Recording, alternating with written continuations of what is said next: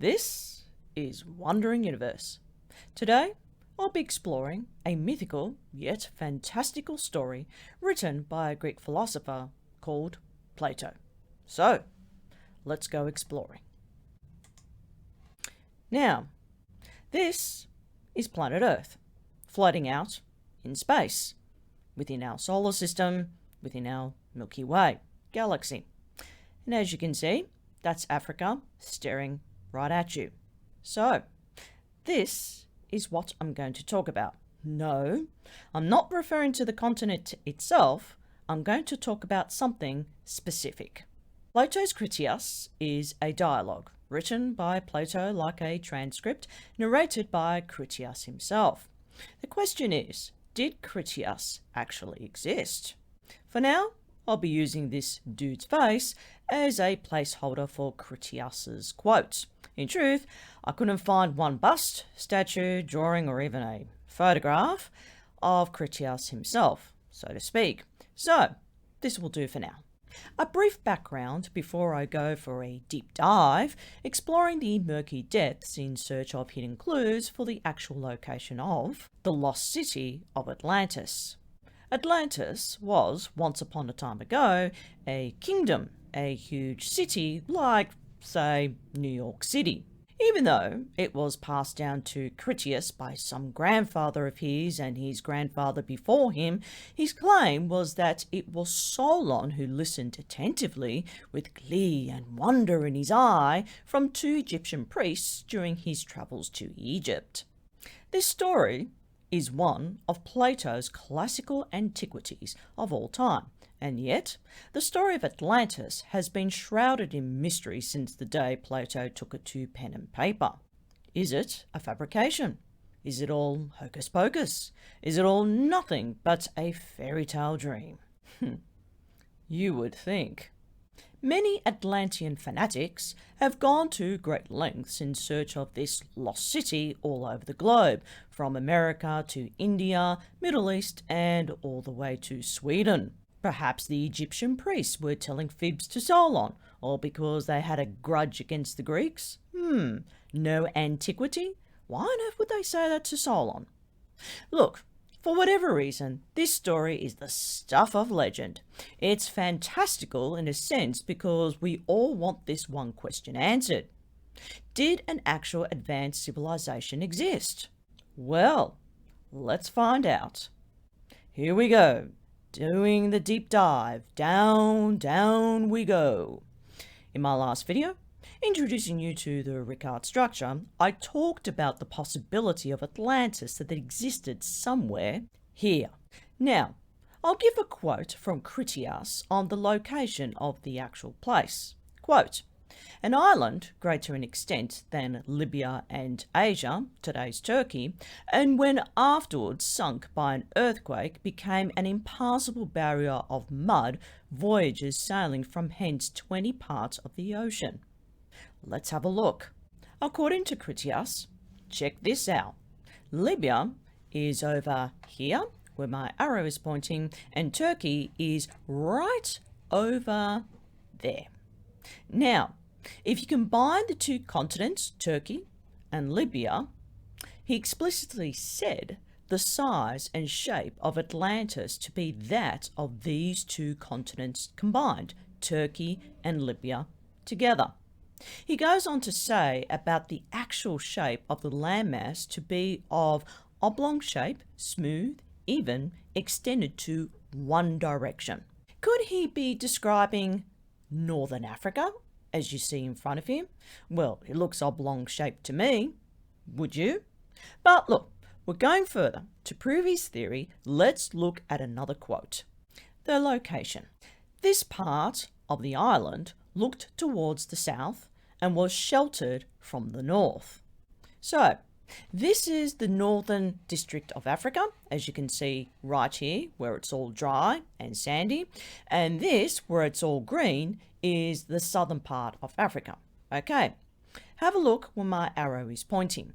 There is something sticking out like a sore thumb. It looks to me that this island, he suggested, could be in Mauritania. in the middle of no man's land. Now, according to the rough coordinates, Critias places it here, believe it or not. Now, we're getting in a little closer. What am I talking about? This structure right here. This is where he places it. In my last video, I mentioned the word island was open for interpretation. It's not exactly clear-cut on its definition. Even What's-His-Face from Bright Inside wasn't so confident with this. As you can see right in front of you, the word island depicts in a variety of meanings that comes in a variety of sizes, shapes and forms as long as it's surrounded by water. If you're still scratching your head over this, you can refer back to my previous video on the Richat structure. Here's another quote that might put the finger on this so-called island. To be very lofty and precipitous on the side of the sea, but the country immediately about and surrounding the city was a level plain, itself surrounded by mountains which descended towards the sea. Okay, so we might be looking at the Richat structure right here. Well, it doesn't look like an island to me. The circular structure may have been perceived as one, but it sits on land on a very dry continent quite far away from the coastline. But could it be possible that this was the once Atlantis? Let's take a look. Here's the structure. Here's the coastline. That's the North Atlantic Ocean. These are mountains. On the top half, and on the bottom half, it's more like hills. The rest is all a sandy desert, very arid indeed. So could he be giving the coordinates to this particular site, the Richat structure? Could be that. He may be on the ball. There are mountains here, there's mountains there, there's mountains further up in Morocco, and there's mountains kind of in the southwest region right here. So I think that Critias, the story that he's been told about Atlantis, may be pinpointing to this structure in Mauritania right here. Here is another quote Critias described in a rather obscure way. Breaking the ground enclosed the hill in which she dwelt all round, making alternate zones of sea and land larger and smaller, encircling one another. So according to the previous quote, it could be possible that it may be this, the Richat structure. Does it look to you according to what was said? I'll give you a closer look. This Richat structure, closely described by Critias, how it looks right in front of you. So you're looking at the outer ring here, you're looking at another ring, and another ring, and then the center island.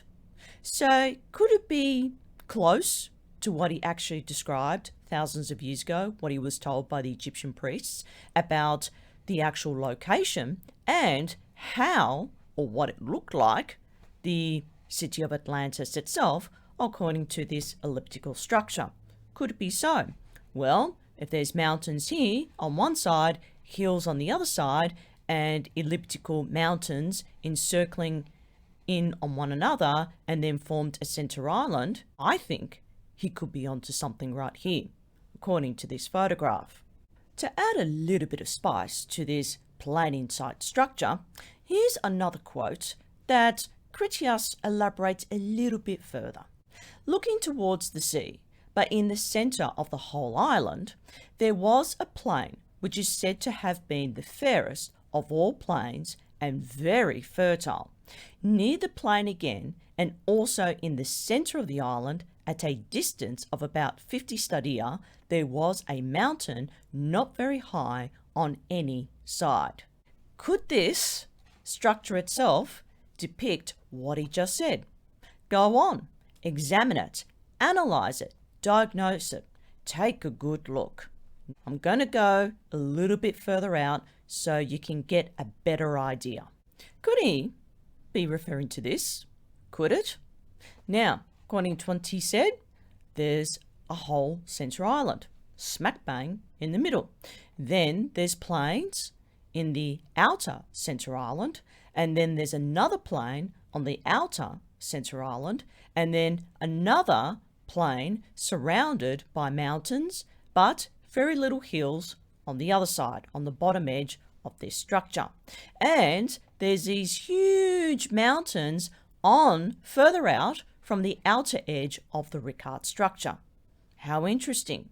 But he said there was a mountain not very high on any side, and he's probably talking about this outer ring right here. These would be the low range mountain side. This would be the very high range mountain peaks on the outer edge of the structure itself. So that's quite compelling, just to compare from what he said to the real thing. Could he be referring to this? Could he? This is not the only clue that has been recently discovered. There is another supposed Atlantis somewhere else. Here's another clue. This is the island of Santorini in the southern Aegean Sea that existed around 1500 BC, that some academics place it as Atlantis. Does it look it to you? From this satellite photo, there is a centre plane as a whole island right here, where my arrow is pointing. Then the outer ring circling around it is another plain surrounded by water from the sea. So could this volcanic island had been Atlantis? Does it look it to you? Let's take a look at this quote. For the centre island, bringing up two springs of water from beneath the earth, one of warm water and the other of cold. I doubt likely this volcanic island is the one. It doesn't represent precise elliptical rings, one after another, as you can see here. Yes, there is a plain land centre that you can see there, but it does not spell for sure Atlantis. So, I hate to break it to you, but this is not it. So, if Critias was correct, Atlantis was situated near a mountain range? Have a look at this satellite photo for yourself. Does it look it? Well, according to this area here, I'd say it is. Further up north, even better. So, even though it looks plain and flat, up here, it's still pretty mountainous. So, I think Critias may not be telling fibs or just a simple, plain, magical fairy tale. I think it's there in plain sight.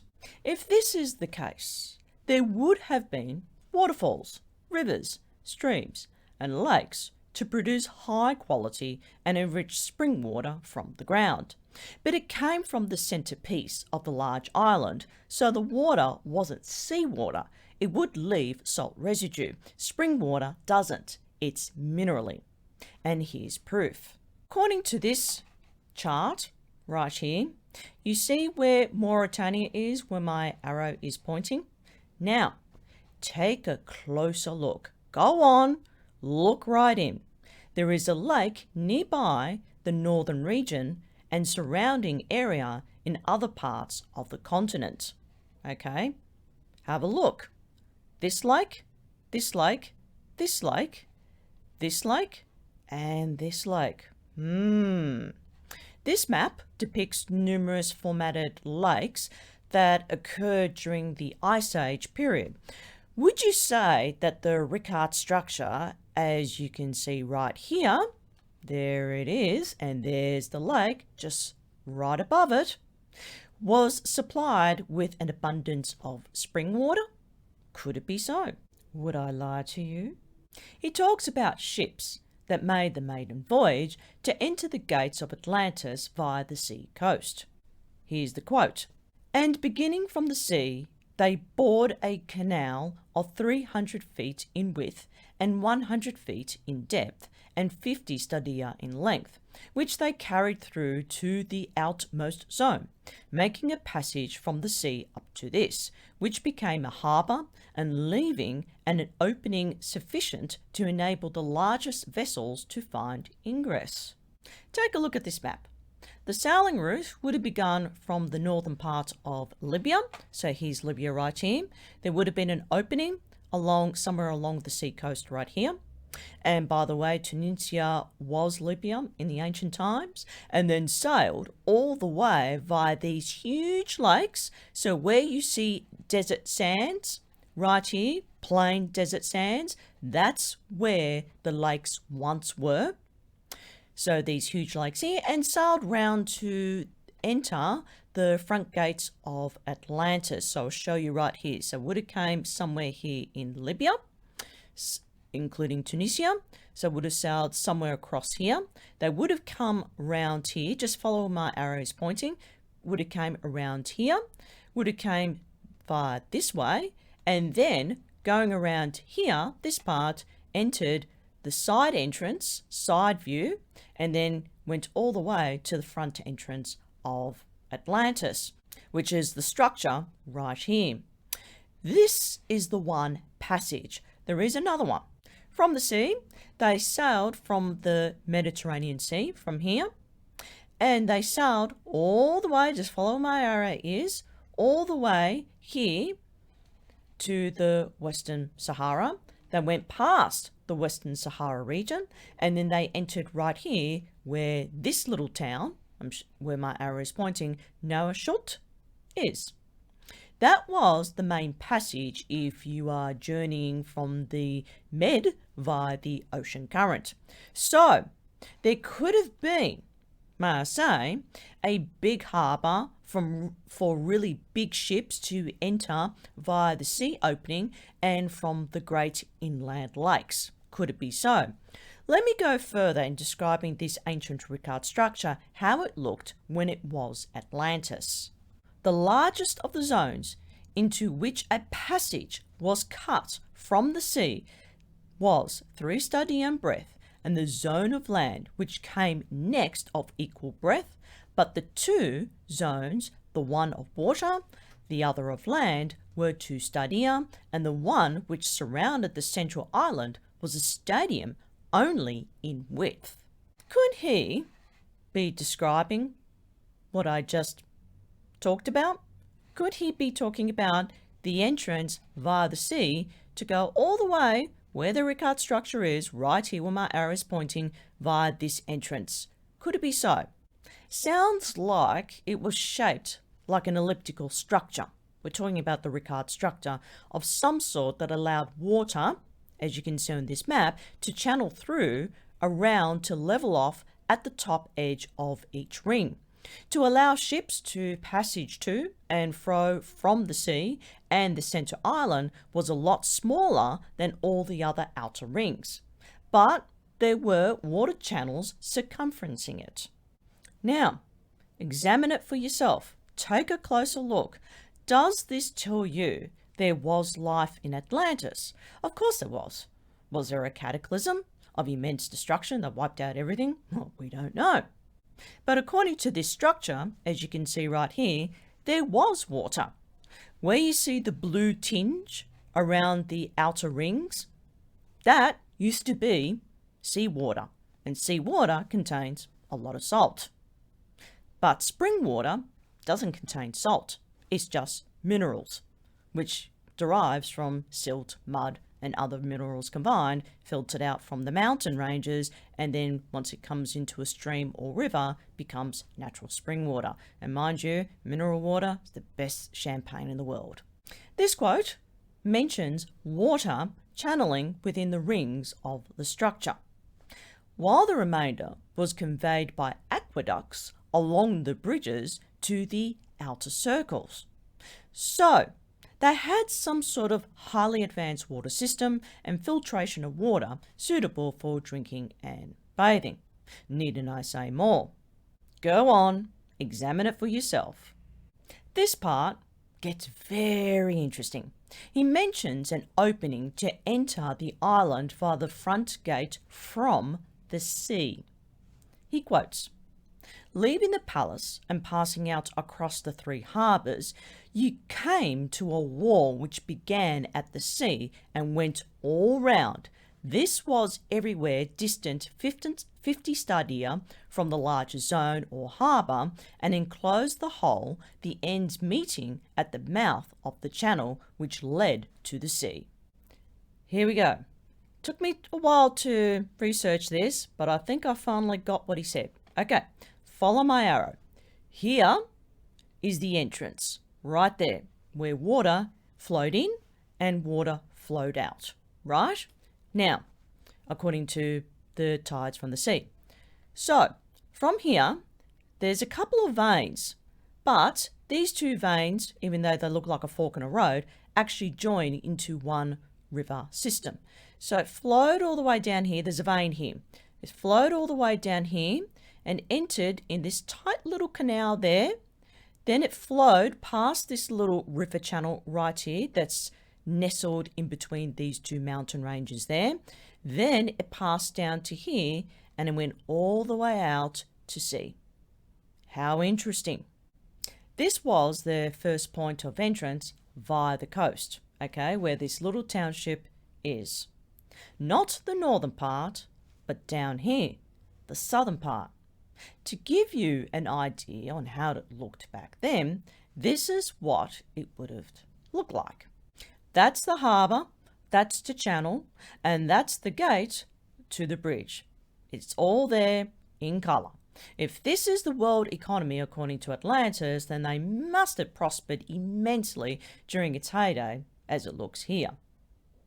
This quote mentions rain that occurred a very long time ago.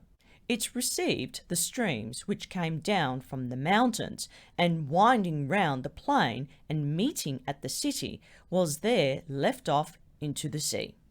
So according to this artist's impression of Atlantis, these are the mountain ranges there.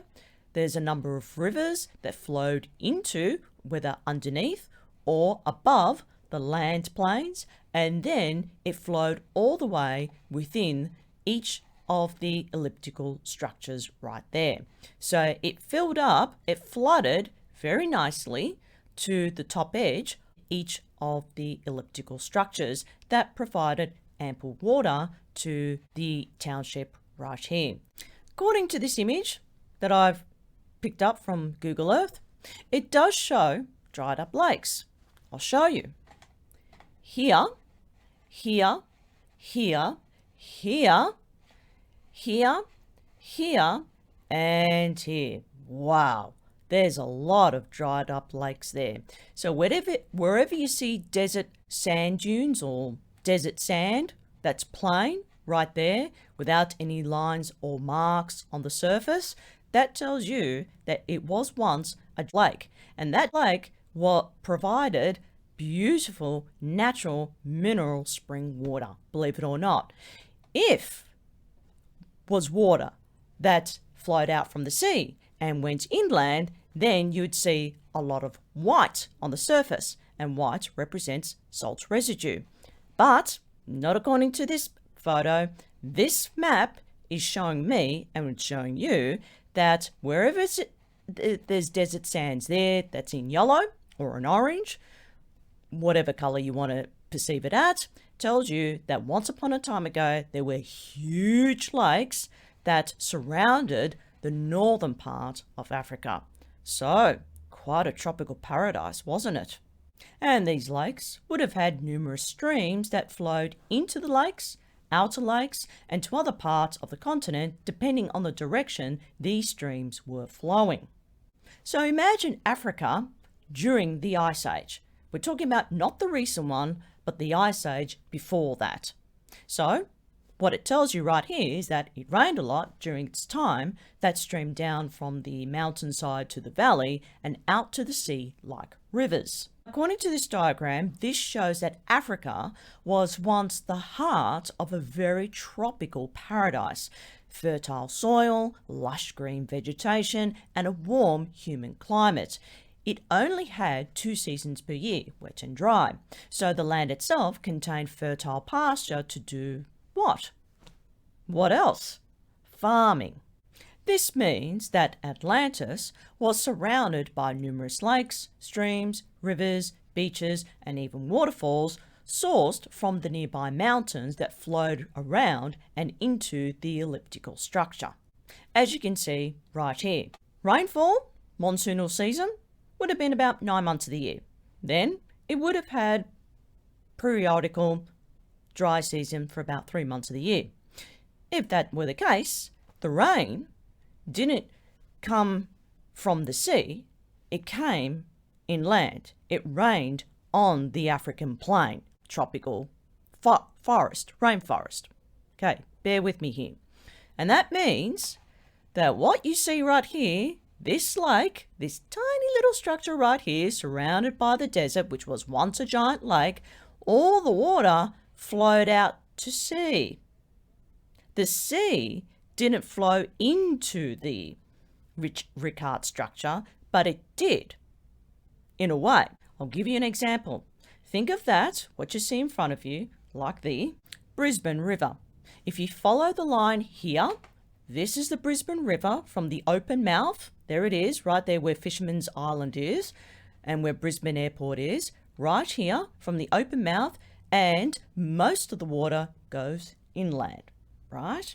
Brisbane River in Queensland, which heads out to sea, and inflow of seawater turns into silt and mud from the bed of the river inland and flows out to the sea depending on how high or low the tides from the sea, and like that of the Yarra River in Victoria. I know, it's a bit odd for me to say this, but if you have a look at Port Phillip Bay and the outer coast around Port Phillip Bay, it kind of reminds me a little bit of how Critias described Atlantis. No, wait a minute. I'm not saying that Melbourne and Port Phillip Bay and this, the pillars, the opening channel right here, which is called the Pillars of Gibraltar, right here, is depicting maybe Australia. No, don't get carried away here. I know, it looks it, but there's no elliptical structure.